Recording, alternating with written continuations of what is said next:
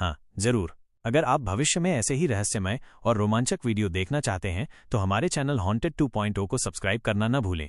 सन 1862 British राज का दौर। शीत ऋतु की शुरुआत हो चुकी थी। पर्वतों पर बर्फ गिरनी शुरू हो गई थी और हवा में ठंडक के साथ एक अजीब सी सड़न थी, जैसे किसी पुराने जख्म से रिश्ता हुआ सन्नाटा। उत्तर भारत के एक दूर दराज इलाके में बसा था कौरणा गांव। देवदार के जंगलों से घिरा ये गांव बाहरी दुनिया से लगभग कट चुका था। यहां आने के लिए एक ही कच्चा रास्ता था, जो अक्सर भूस्खलन या बर्फबारी से बंद हो जाया करता। गांव के लोग सीधे सादे थे, किसान, लकड़हारे और कुछ गडेरिए। पर हर किसी की आंखों में एक अजीब सा डर था, जैसे हर रोज वे किसी अदृश्य नजर से जूझते हों। गांव के बीचों बीच एक पुराना मंदिर था, त्रिकाल मंदिर। कोई नहीं जानता था कि उसे किसने बनवाया था। लोग कहते थे वहां पर्वतीय आत्माएं निवास करती हैं। मंदिर बंद पड़ा था, पर उसकी घंटियों की आवाज कई बार रातों में सुनाई देती थी, बिना किसी इंसान के उसे छुए। गांव में तब एक नया परिवार आया, पंडित शंभूनाथ, उनकी पत्नी धारिणी और 12 साल की बेटी अनुजा। वे लोग नीचे के शहर से यहां बसने आए थे, क्योंकि शंभूनाथ को मंदिर का पुजारी नियुक्त किया गया था। गांव वालों ने उन्हें चेताया, पंडित जी, रात के समय मंदिर मत जाना, और अगर कोई पुराना बांसुरी बजाने की आवाज आए तो दरवाजा बंद करके बैठ जाना। शंभूनाथ हंसे, अरे भाई, ये सब तो मन की भ्रांतियां हैं, आत्माएं वात्माएं कुछ नहीं होती। पर वे नहीं जानते थे कि कौरणा गांव का शाप सिर्फ डराने के लिए नहीं था, वो जिंदा था।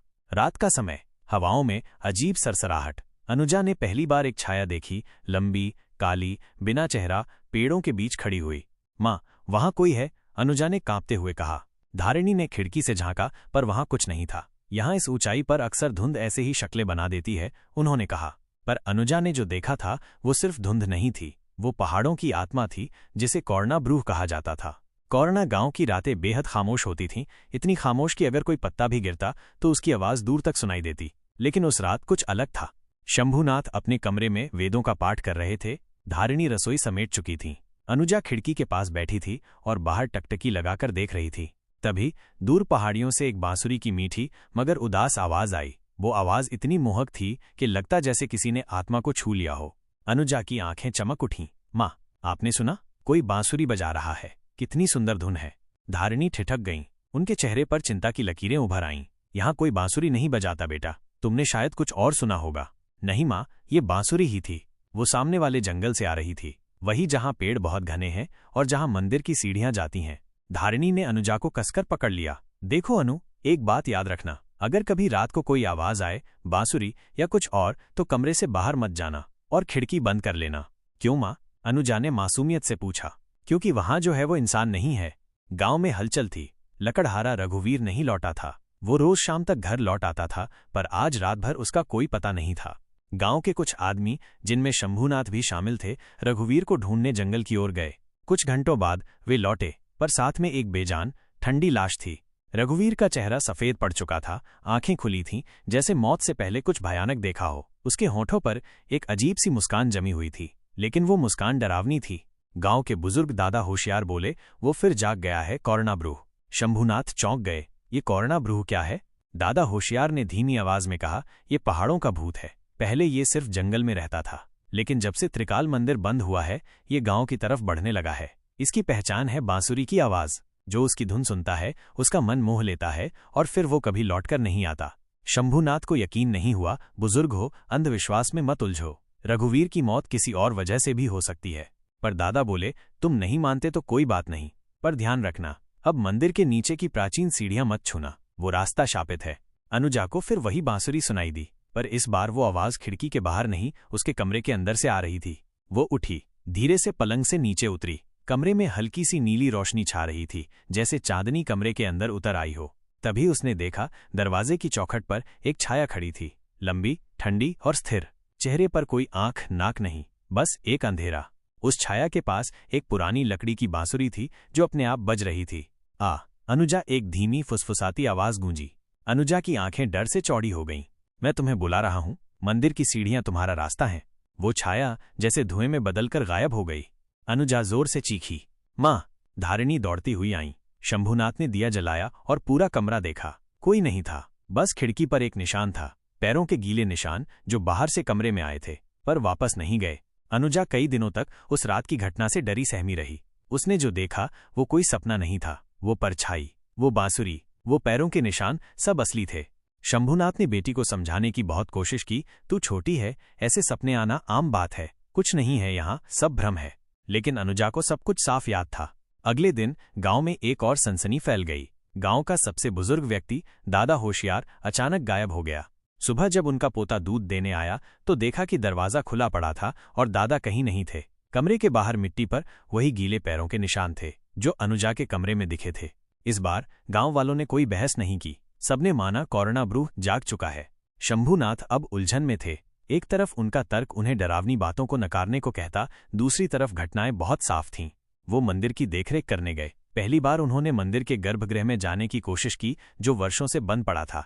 मंदिर की दीवारों पर अजीब सी लिपियां उकेरी हुई थीं जो किसी प्राचीन भाषा की तरह लगती थीं। अंदर एक पत्थर की शिला पर एक पुरानी पोथी रखी थी, धूल से भरी हुई मगर अब भी सुरक्षित। शंभूनाथ ने धीरे धीरे उसका अध्ययन करना शुरू किया। हर पन्ने पर डरावने चित्र बने थे, बांसुरी बजाते एक दानव के, छाया आत्माओं के और उस सीढ़ी के जो मंदिर के नीचे जाती थी। पढ़ते पढ़ते एक जगह लिखा था, जिस दिन ब्रूह की बांसुरी 3 बार बजे, तीसरी बार पर छाया मनुष्य के भीतर उतर जाती है, फिर वो व्यक्ति उसका दूत बन जाता है और उसकी आत्मा खो जाती है। शंभूनाथ कांप गए। अनुजा ने पहली बार बांसुरी सुनी थी जब वे गांव आए थे, दूसरी बार उस रात, अब तीसरी बार। इसी दौरान अनुजा का व्यवहार बदलने लगा। वो अब चुपचाप रहने लगी थी। उसकी आंखों में गहराई थी, जैसे कोई और उसमें झांक रहा हो। एक रात जब सभी सो रहे थे, अनुजा ने खिड़की से बाहर झांका। चांदनी में मंदिर की सीढ़ियां साफ दिख रही थीं। किसी ने वहां दीपक जलाया था जो आम दिनों में बुझा रहता था। वो धीरे से उठी, बिना किसी आवाज के। पांव जैसे अपने आप आगे बढ़ते जा रहे थे। वो मंदिर तक पहुंची और फिर उस बंद दरवाजे के पास खड़ी हो गई जहां से नीचे की सीढ़ियां जाती थीं। दरवाजा खुद ब खुद खुल गया। सीढ़ियां पत्थरों से बनी थीं, बेहद संकरी, सीलन भरी और नीचे उतरती जा रही थीं जैसे किसी और ही दुनिया की तरफ। दीवारों पर पुरानी बांसुरियों की आकृतियां बनी थीं, कुछ टूटी हुई, कुछ खून से रंगी हुई। तभी एक बार फिर वही आवाज गूंजी, अनुजा, तू ही चुनी गई है। सीढ़ियां खत्म हुईं तो सामने एक बड़ा कक्ष था। वहां बीचों बीच एक पत्थर का सिंहासन रखा था जिस पर एक अजीब सी मूर्ति थी, बिना सिर के मगर हाथ में बांसुरी पकड़े। जैसे ही अनुजा उसके पास गई, उसकी आंखें सफेद हो गईं और वो जमीन पर गिर पड़ी। सिंहासन के नीचे से एक छाया उठी, लंबी, पतली, अंधेरे से बनी हुई। कोरोना ब्रूह जाग चुका था। उधर शंभूनाथ की नींद टूटी। उन्होंने देखा अनुजा बिस्तर पर नहीं थी, खिड़की खुली थी और हवा में वही बांसुरी की तीसरी धुन गूंज रही थी। वो दौड़ते हुए मंदिर पहुंचे। मंदिर के दरवाजे खुले थे और नीचे की सीढ़ियों से धुआं और ठंडी हवा ऊपर आ रही थी। शंभूनाथ ने दीपक उठाया और सीढ़ियों पर उतरने लगे। हर कदम के साथ हवा भारी होती जा रही थी। नीचे पहुंचते ही उन्होंने देखा अनुजा सिंहासन के पास बेहोश पड़ी थी और उसके सिर के ऊपर एक काली छाया मंडरा रही थी। शंभूनाथ ने वो पोथी निकाली और ऊंचे स्वर में मंत्र पढ़ना शुरू किया। ओम काल विनाशाय नमः, ओम त्रिकाल रक्षकाय नमः। छाया चीखने लगी, पूरा कमरा हिलने लगा, दीवारें कांपने लगी। शंभूनाथ ने मंत्रों का उच्चारण तेज किया और पोथी को सिंहासन पर फेंक दिया। धमाकेदार विस्फोट हुआ और छाया हवा में विलीन हो गई। अनुजा ने आंखें खोलीं। पिताजी, क्या हुआ? शंभूनाथ ने उसे कसकर गले से लगा लिया। जब वे दोनों बाहर निकले, शंभूनाथ ने एक आखिरी बार सीढ़ियों की ओर देखा और वहां फिर से बांसुरी की धीमी सी धुन बजने लगी। ब्रूह की परछाई भले ही उस रात हारी थी, पर उसके अंतिम सुर अब भी हवा में बचे हुए थे। शंभूनाथ ने पोथी की मदद से अनुजा को बचा लिया था, पर अब वो खुद गहरे संदेह और भय के घेरे में आ चुके थे। कुछ दिनों तक सब कुछ शांत रहा। अनुजा धीरे धीरे सामान्य होने लगी। मंदिर की सीढ़ियां फिर से बंद कर दी गईं, लेकिन शंभूनाथ जानते थे ये शांति असली नहीं थी। शांति के उन दिनों में भी गांव में अजीब बातें होने लगीं। गायें दूध देना बंद कर देतीं, बच्चे नींद में चलने लगते और अक्सर मंदिर की दिशा में। और एक रात गांव के किनारे रहने वाला एक मूक लड़का अचानक बोलने लगा, लेकिन वो जो बोला वो था, सावधान, घाटी जाग गई है। गांव के बड़े बुजुर्गों ने इसे मृत आत्माओं की घाटी से जोड़ा। एक पुराना किस्सा जो पीढ़ियों से चला आ रहा था। गांव से कुछ कोस दूर एक घाटी थी जिसे लोग विनाश घाट कहते थे। कहते हैं वहां सैकड़ों साल पहले तांत्रिकों ने बलिदान किए थे और वहां की जमीन आत्माओं से भर चुकी थी। उस घाटी का नाम लेना भी मनहूस समझा जाता था, पर अब ऐसा लग रहा था जैसे ब्रूह का रिश्ता उस घाटी से जुड़ा हो। एक दिन अनुजा ने अचानक एक पेंटिंग बनानी शुरू की, खुद से, बिना किसी ने कहा। उसने ब्रश उठाया, रंग मिलाए और कुछ ही घंटों में एक भयावह चित्र सामने था। चित्र में एक घाटी थी, सूखे वृक्षों से घिरी, नीली धुंध में डूबी। बीच में एक पत्थर का मंच था जिसके चारों ओर सिरहीन परछाइयां खड़ी थीं। शंभूनाथ ने वो चित्र देखा और सन्न रह गए। ये कहाँ देखा तुमने? मैंने कहीं नहीं देखा पिताजी, ये मेरे सपने में आया था। अब उन्हें यकीन हो गया, ब्रूह ने पूरी तरह हार नहीं मानी थी। वो अब किसी गहरे स्रोत से अपनी शक्ति खींच रहा था। शायद विनाश घाट ही उसका असली घर था। शंभूनाथ, धारिणी और गांव के 2 अन्य साहसी पुरुष बेलाराम और मोहन घाटी की सच्चाई जानने निकले। अनुजा को सुरक्षित रखने के लिए उसे गांव की एक बुजुर्ग स्त्री दादी रुक्मिणी के पास छोड़ा गया। 5 घंटे की कठिन यात्रा के बाद वे घाटी पहुंचे। वहां पहुंचकर उन्होंने जो देखा वो किसी दूसरी दुनिया जैसा था। घाटी में घास नहीं उगती थी, हर पेड़ जला हुआ सा लगता था। हवा में एक तरह की बदबू थी, सड़े हुए दूध और लोहे जैसी। मंच के पास एक पत्थर की यज्ञशिला थी जिस पर पुराने रक्त के दाग आज भी ताज़ा लगते थे। शंभूनाथ ने वहीं पर ध्यान लगाकर पुरानी पोथी से एक मंत्र पढ़ा। यत्र आत्मा निष्कलुषा तत्र ब्रूह न स्थायते, यत्र भोग की चेष्टा तत्र प्रेत समायते। तभी जमीन कांपने लगी। मंच के नीचे से एक दरार खुली और उससे निकली काली घनी धुंध।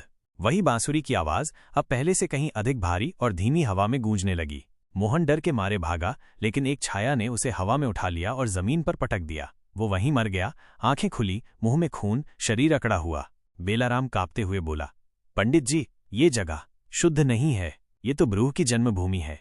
शंभूनाथ बोले, हमें यहां से उसकी आत्मा को मुक्त करना होगा, नहीं तो वो अनुजा को फिर पकड़ लेगा। उधर गांव में अनुजा को एक बार फिर सपना आया, लेकिन इस बार वो सपना नहीं था। दादी रुक्मिणी बेहोश पड़ी थीं और खिड़की के पास फिर वही परछाई खड़ी थी। अनुजा, तेरा रक्त ही मुझे पूरा करेगा।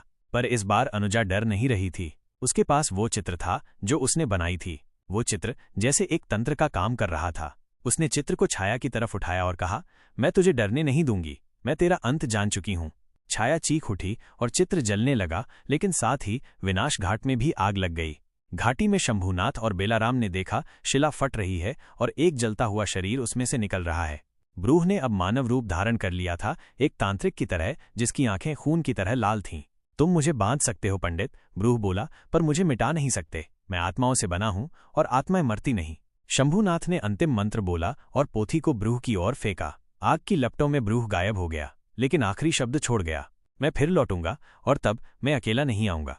शंभूनाथ और बेलाराम जीवित लौटे। गांव फिर शांत हो गया, पर अनुजा की आंखों में अब भी कभी कभी लाल झलक दिखती है और एक कोने में राख से ढकी हुई बांसुरी आज भी रखी है, कभी कभी खुद ब खुद बज उठती है।